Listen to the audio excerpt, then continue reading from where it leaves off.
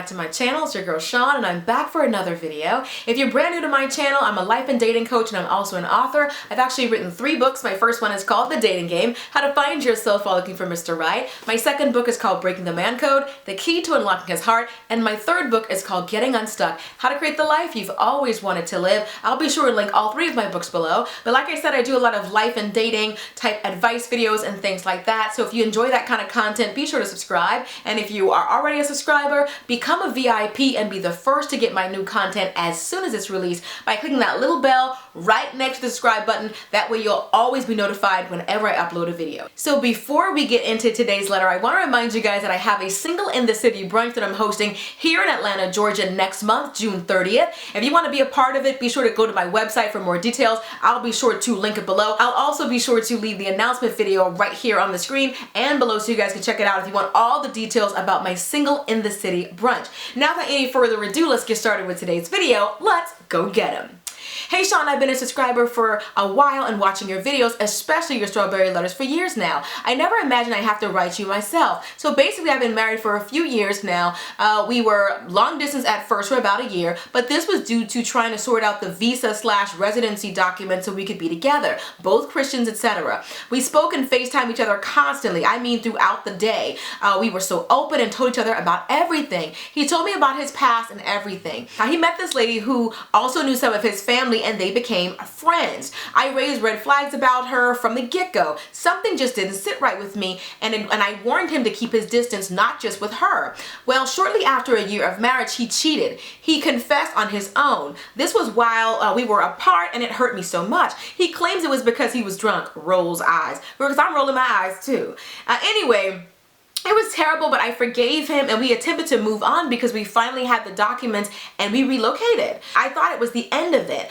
Things were going great. He got a good job not long after arriving and we settled down as a family, and then I found out that I was pregnant. He was so happy. He promised that he'd cut off all communication with the other lady. Anyway, fast forward to a few weeks before my due date, I find communication from this young lady saying that she's having his baby. Not just that, him responding saying that he didn't believe her. Then he changed it to we can make it work and I want to be with you. And finally he changed it to we can't be together, but we shouldn't let the innocent child suffer for our mistakes. Did I mention that I found all of this out? He didn't tell me any of it at all. His excuse and his family's was that I was pregnant, so they were waiting until after I delivered to tell me. I was fuming. We had another huge argument and I demanded to know everything again as I did the first time. I'm going to go ahead and summarize it from there, but she basically goes on to say that he keeps saying that he's going to cut off communication with her, but every time she goes snooping around, she always finds out that they're still talking back and forth. She hits him up for everything. She tells him that she needs clothes or she needs this or she needs that. He's always telling her baby and honey and sweetie and all that. Every time he swears that that's it, he'll never communicate with her again, he always does, and she doesn't know what she should do. First of all, one thing that really stood out to me about your letter is in the beginning where you were talking about how well you guys communicated. When you were like, we were on FaceTime all the time and we told each other everything. I don't think so. Now, I know you think that you knew everything and that you were basically watching him too well for him to have been able to cheat, but there is no such thing, especially when you have all these miles between the two of you. I think the reason why you were initially suspicious of the other young lady is because you could sense a certain, maybe a flirtation going on or an attraction between the two of them. I think your spidey senses were tingling and your women's intuition was really acting up. You could feel something was going on and you even warned him, stay away from her. But I think it was already too late. I think he had already had an intimate relationship with that young woman, because if she's not family, why is she so ingratiated in his family? How does the family know her? Is she an old family friend? Have you ever asked them if they were ever intimate before or if they ever been boyfriend and girlfriend before? I think there was way more to her relationship with your husband than he told you. Now, I don't know how do you know that he's not using you to get citizenship and that she's actually his girl and that he's not doing whatever he has to do to become a citizen himself so that he can bring her over here? Like, don't get me wrong, I would hate for that to be the case, but it's not to say that that hasn't happened before and that it's not happening every single day. People use people for green cards all the time. I'm not not sure that the relationship between the two of them just happened. Like you said, I warned them and kind of find out he had an affair. I think they've been having an affair and they've had a relationship for a long time. One of the reasons why I wanted to do your particular strawberry letter is as a cautionary tale, because I know there's a lot of women who feel like you're watching him too well. There's no way he has time to cheat. You're not giving him the opportunity, you're not giving him the space. Of course he can't cheat because you're there all the time. You're really not. And I think you thought because you were FaceTiming him all the time and all that he wasn't cheating, but I feel like he was the entire time. I don't know what his motives are, but I don't think that he's on the up and up. Like you said, you found all of this out. Every time you look for something, you always find something. You always find him talking to her like baby and sweetie and honey and all of this. And not to mention the fact that she's pregnant with your husband's baby. You want him to cut off communication with this young woman, but yet she's having his child just like you are. So are you wanting him to be a bad father? See, that's why this whole situation is extremely messy, because you already know that your husband cheated with this other person, committed adultery with this other woman, but now she has to be in all of your lives until the child is 18 because she has your husband's child.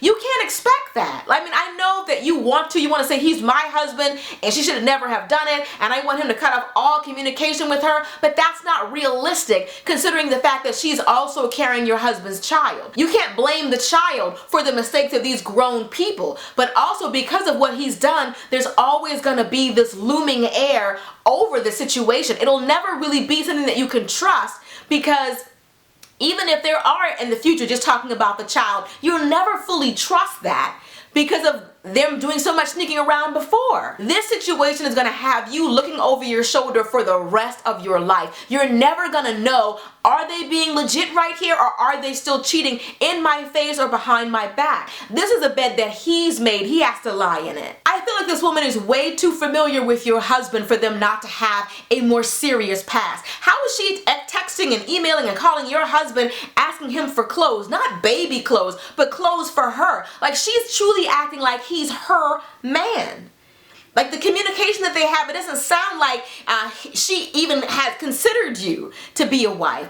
If I were you, I would be concerned about what is his motives for wanting to be with me, how long they've been together, like what is the point of all of this? I don't think that your husband is being honest with you, and that's why I definitely feel like you should be praying about it and asking God to reveal exactly what his true intentions are. To be honest, I'm not exactly sure why he married you, but if I were you, I would definitely be questioning his motives. What exactly is it that you want from me? What exactly do you think you're going to gain? I couldn't trust him in my face and I couldn't trust him behind my back, and to me that would be a deal breaker. But of course you need to pray about it and ask God to reveal for you what exactly his intentions are. Now when it comes to the family, I completely understand why you're upset with the family. You feel like they were holding back a big secret from you, but to be honest, I feel like I would have handled it the exact same way. If I knew somebody was pregnant, pregnancy is a very fragile time for a woman. You don't want to get some really bad news that could, send your blood pressure up, and you don't want to put the baby in distress by doing all that. I don't think that the family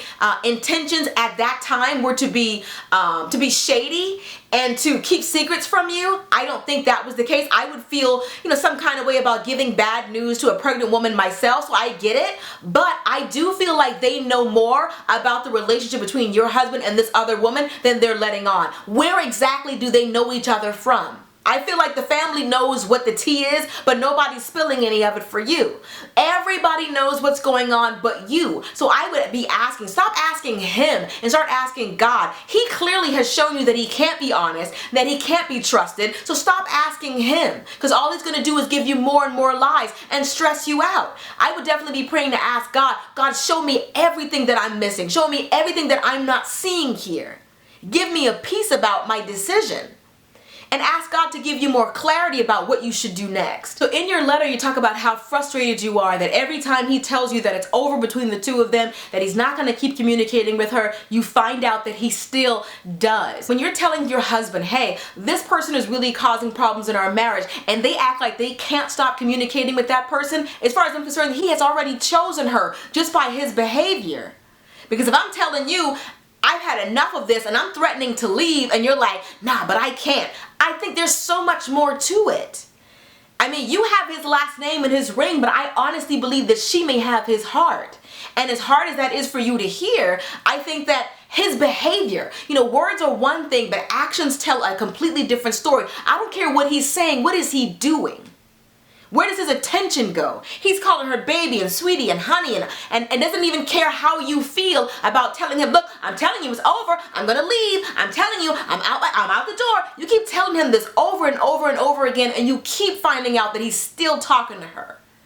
You gotta pay attention to his actions. What do his actions tell you? But anyway, I love you guys. Hope you all have enjoyed this video. Be sure to thumbs up if you did. And if you want to further support the movement, consider purchasing one of my books. I've written 3. The first one, The Dating Game, How to Find Yourself While Looking for Mr. Right. My second book, Breaking the Man Code, The Key to Unlocking His Heart. And my third book, Getting Unstuck, How to Create the Life You've Always Wanted to Live. I'll be sure to link all 3 of my books below. They're all available on Amazon.com, Kindle, and BarnesandNoble.com. Check out the reviews. They are well-reviewed books. People absolutely love them. Don't take my word for it. Read the reviews for yourself. And if you're going to be in the Atlanta area on June 30th, then consider coming to my Single in the City brunch that I'm going to be having at a private location here in Atlanta. I'll be sure to link below where you can get your ticket information, and I'll also link the announcement video so you can get all the details about exactly what your ticket includes. Alright, I love you guys, and I'll see you all in the next video. Till next time, later divas and dudes. Deuces, honey.